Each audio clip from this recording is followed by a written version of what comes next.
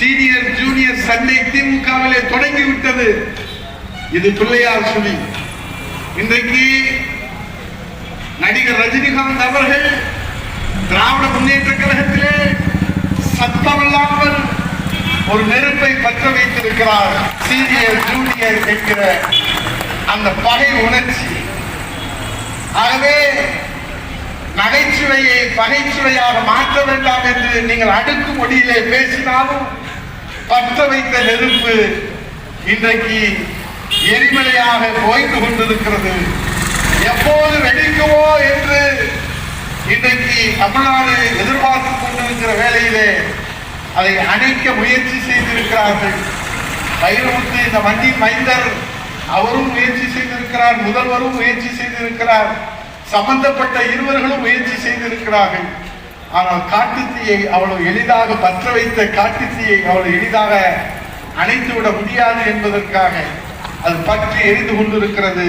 திராவிட முன்னேற்ற கழக தொண்டர்களுடைய மனதிலே அனலாக கொழுந்து விட்டு எரிந்து கொண்டிருக்கிறது. அது எப்போது வெடிக்குமோ ஆண்டவனுக்குத்தான் தெரியும் என்பதை சொல்லி காலம் நமக்காக காத்திருக்கிறது. காலம் கனிந்து வந்து கொண்டிருக்கிறது. புரட்சி தமிழர் ஐயா எடப்பாடியார் தான் இந்த தமிழ்நாட்டை ஆள பிறந்தவர் என்று இப்போது கூட்டணி கட்சி தலைவர்கள் எல்லாம் சொல்லிக் கொண்டிருக்கிறார்கள். இன்றைக்கு நாம் தமிழர் கட்சியினுடைய நம்முடைய தலைவராக எல்லோராலும் மதிக்கப்படக்கூடிய இன்றைக்கு நாம் தமிழருடைய நிறுவன தலைவராக இருக்கிற நம்முடைய தென்பாண்டி சிங்கம் இன்றைக்கு சொல்லி இருக்கிறார் சீமான் அவர்கள்.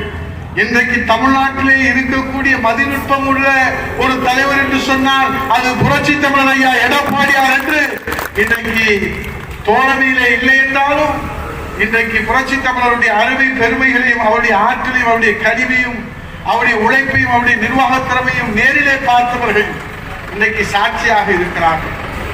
ஆகவே இன்றைக்கு காலம் கணித்து வருகிற நேரத்திலே அன்றைக்கு இந்த உறுப்பினர் உரிமை சீட்டு உங்கள் தலையிடத்தை மாற்றுகிற சீட்டாக அமையும். இது கிளி எடுத்து கொடுக்கிற அதிர்ஷ்ட சீட்டு அல்ல, உழைப்பால் உயர்கிற உத்தமர்களுக்கான அடையாள சீட்டு. பாதகம் செய்பவரை கண்டால் நாம் பயங்கொள்ளலாகாது பாப்பா, மோதி மிதித்து விடு பாப்பா, அவர் முகத்தில் உமிழ்ந்து விடு பாப்பா.